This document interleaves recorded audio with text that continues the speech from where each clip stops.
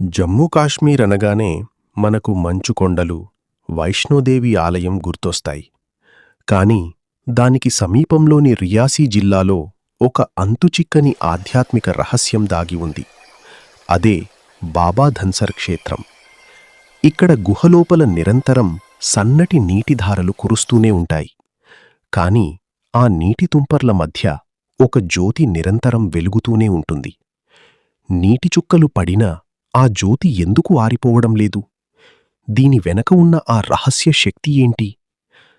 పురాణాల ప్రకారం ఇక్కడ కొలువైన బాబా ధన్సర్ సాక్షాత్తూ శేషనాగు కుమారుడని స్థానికుల నమ్మకం. పూర్వకాలంలో ఈ ప్రాంతంలో ఒక రాక్షసుడు ఇక్కడి ప్రజలను తీవ్రంగా వేధించేవాడు. అప్పుడు శేషనాగు అంశతో జన్మించిన బాబా ధన్సర్ పరమశివుణ్ణి వేడుకొని ఆ రాక్షసుణ్ణి సంహరించి ఇక్కడి ప్రజలను కాపాడారట.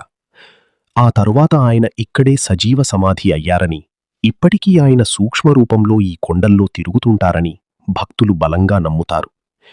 ఈ క్షేత్రంలోని అసలైన మిస్టరీ ఇక్కడి అఖండ జ్యోతి. కొండ గుహపై నుండి నీరు నిరంతరం లీకవుతూ జ్యోతి ఉన్న ప్రాంతంలో పడుతుంటుంది. సాధారణంగా ఒక్క నీటి చుక్క పడినా దీపం ఆరిపోతుంది.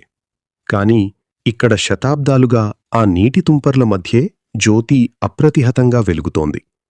సైంటిస్టులు దీనిని పరిశీలించినా గాలిలో ఉండే తేమకు, పైనుండి పడే నీటికి ఈ మంట ఎలా తట్టుకుంటేందో ఖచ్చితమైన సమాధానం చెప్పలేకపోయారు.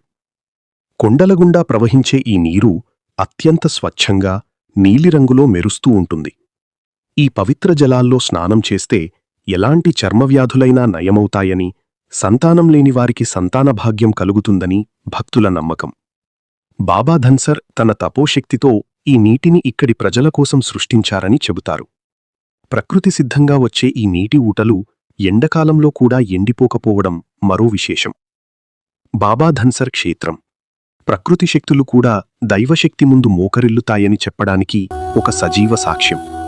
నీటి మధ్య వెలిగే ఈ ఆరని జ్యోతి గురించి మీరేమనుకుంటున్నారు? కామెంట్ చేయండి.